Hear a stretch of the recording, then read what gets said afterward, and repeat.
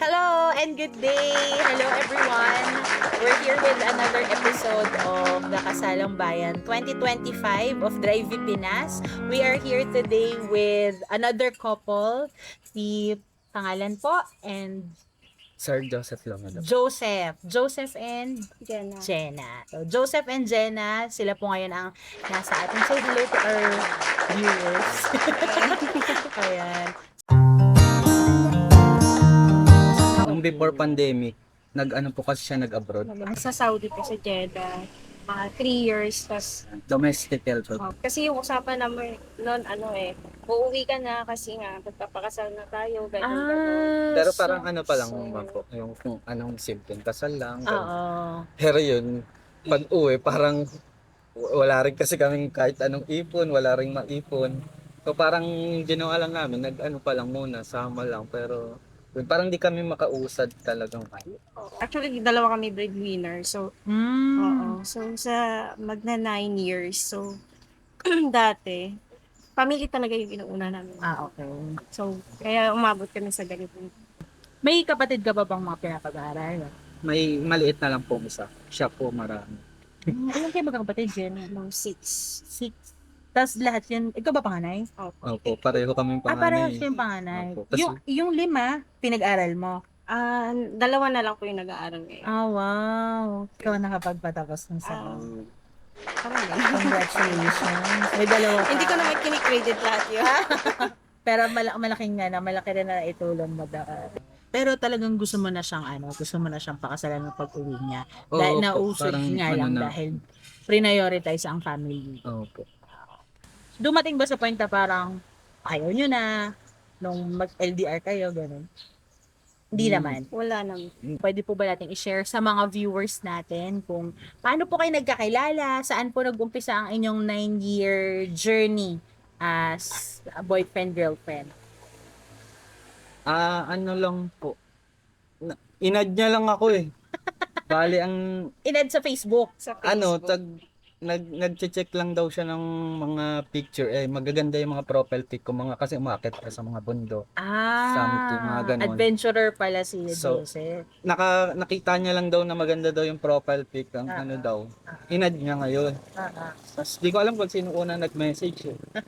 Tapos ang naging parang ano lang, sakto lang kasi nagulat lang ako. Kala ko parang pinaprank lang ako ng mga ka-office mate ko kasi nung tinanong ko yung lugar kung saan siya nakatira, malapit dun sa office namin sa San Juan. San Juan. Saktong-sakto talaga. Ayun. Sa San Juan, Sa San Juan po siya nakatira. Nakatira dati. Tas pero San Juan po yung office ko. As in parang dalawang street lang.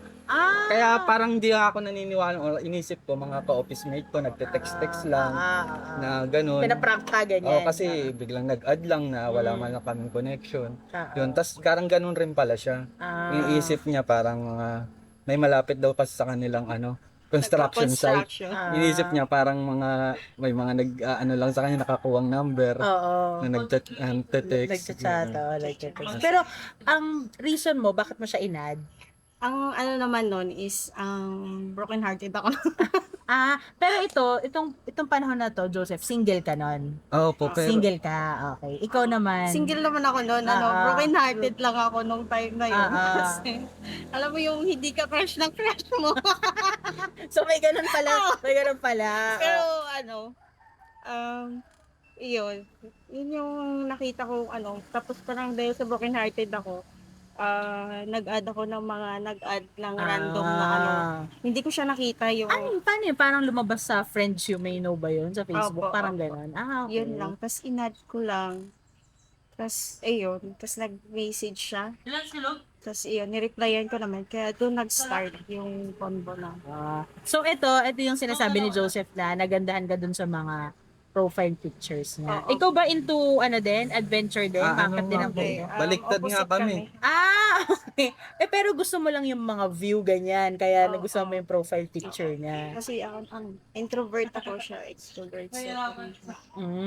Pero ngayon sumasama ka na sa sa mga Opo, ngayon napapasama ko na siya. Pero nung mga una, ayaw niya yung mga, mas gusto niya sa bahay lang. Ah. Kaya nung una talaga puro adjustment kasi nga sobrang kailangan.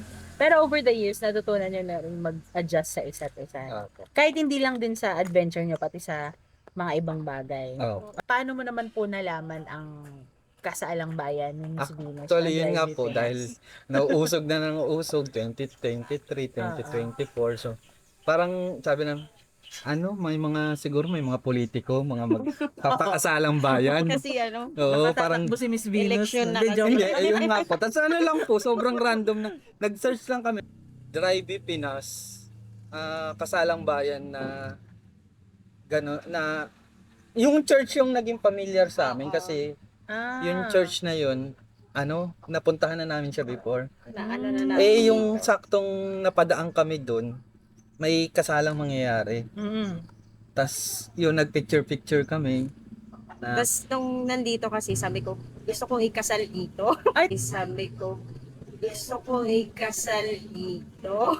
Ay, talaga ba, Oo, Jenna? may mga picture po Oo, kami. nung May 1, 2017 mahal. Opo. 2017 pa. Opo, may mga picture na po kami dati dyan eh. Kasi gala kami nung time na yun eh. Ikot-ikot lang kami kahit saan po. Ay, ang cute naman. Tapos nung gabi, binalikan ko lang ulit, tapos nag-fill up na. Pero parang random lang na walang chance. Oo. Yun.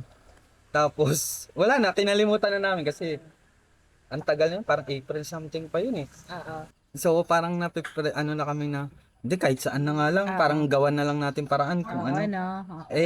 Parang yung sa may parish kasi sa amin, parang kailangan a year ahead daw. Okay. Kasi parang in demand rin siyang So, Simbahan. na kami, tapos sabi nila, may 3,000 deposit. So, nagbayad na kami, Nagbayad pinag-anuan na na namin. Mm. Tapos, nung linggo na nag-deposit kami, may nangyari naman. Kasi Nag-positive siya. Positive ako, pagpisa ko. Tapos na-miscarriage din ako. Sorry.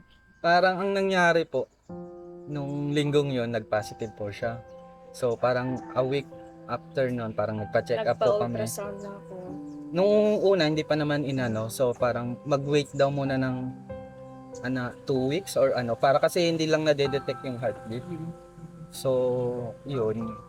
Tapos nung parang bumalik uli kami nitong nakaraan, September 27. daw na siya, parang embryonic. Nung parang bugok siyang something. September 27 ito lang. Po, bago-bago lang po ito ngayon. Tapos yun nga, nung the day na, ang galing nga po na yung the day na in-announce siya, yung pumunta kami sa doktor, sakto yung nag-text si ma'am. Talaga ba? Opo, yung parang ganun po, na po siyang, Oo, nung kasagsagan parang na yun. na kami, sobrang down na namin, na parang, mag-aano na naman tayo ng parang dito na naman natin ilalaan kasi parang may mga mangyayari pa daw na mga check-up, laboratory, sabi ko wala, wala pa nga tayo nasisimulan dun sa po para sa next year. Ayun. Tapos, ayun, Actually, Alam mo, nasa ako ngayon eh. Sorry. Nadala ko dun sa actually nga po ngayon, Nasa Kasi ako bago still, lang eh. Still Oo. bleeding ako hindi, eh. Kasi still bleeding pa nga po Still, siya. oo. So, parang kailangan kasi, ang ng doktor, kailangan matagtag siya. Maglakad-lakad. Para, maglakad-lakad. para natural na ma-flush. Natural, malakad siya. So, ang waiting rin pa kami kasi ang sabi, kailangan daw kasi natural siyang mailabas or kung else may matira parang iraraspa pa. Opo. So, parang waiting pa kami sa part na yun. So ito palang Drive Pinas ay kapalit ng Yun nga po, Parang naisip ganun. namin eh. masamang na, panaginip. At saka parang inaano namin siya kasi nga, nagsastruggle kami sa finances sa magiging wedding namin. na Malaking blessing siya. Ito Oo, rin, parang dear. Sobrang sakta lang talaga. Alam mo, pangilan ko kayo in-interview, ngayon lang ako naiyak. Di ba, no? Oo. Pero thank you for sharing. At saka, sobrang thank you dahil kahit na may pinagdadaanan kayo, talagang pumunta din kayo, pinaunlakan nyo yung araw na to, yung interview na to. Thank you so much, Thank Rena, you. at saka Joseph. Meron ka bang, kumbaga, message para sa Drive Pinas at saka Miss Venus? Ayun po, sobrang thankful lang po na ano, parang yun, blessing in disguise po na out of the blue, yung parang wala ka na pong inaasahan. Parang sobrang down ka. Tapos biglang may ano, may mag-a-uplift. May magandang kapalit. Ito rin, Joseph. Naiyak na tuloy ako. Di Ito mo na rin, ko Joseph. Ito rin, oo. Ayun po, yun lang. Parang ano, sobrang sakto lang. Na sobrang random na hindi mo naman inaasahan talaga. Parang sobrang suntok sa buwan yun eh. Oo. Ikaw naman, Jenna, anong message mo? Very thankful kami sa Drive Pinas kay ma'am. Kasi parang kung ano man siya, parang yung mga problema na is parang alis. Naiyak. Oo. Kasi ang tagal namin inintay to, gano'n. Ikan na. Sana matulog. Hmm. Deserve niya. Deserve niya na Jenna tsaka Joseph. Thank you very much na sinare niyo yung ang gandang love story niyo for 9 years na dami niyo na pagdaanan. Di ko nga akalain na may ganun pa kayong pinagdadaanan naman. Napuso na natin ito. Baka bumaba na dito. Kaya Oo, wala na naluha. Pero thank you so much. Thank you for sharing your love story. Tsaka sobrang na-appreciate namin na nagpunta pa talaga kayo dito. Ni-spare nyo tong araw na to. Nag-live ba kayo today? ako lang. Oo, 'di ba na nag-live pa kayo para lang mapaunlakan din tong episode natin ngayon. Thank you very much, Joseph and Jenna. So nice to meet you po. Thank you po, Drive Pinas, Thank you sa for drive you. opportunity. Thank you po and congratulations po sa inyo. Thank you. Thank you.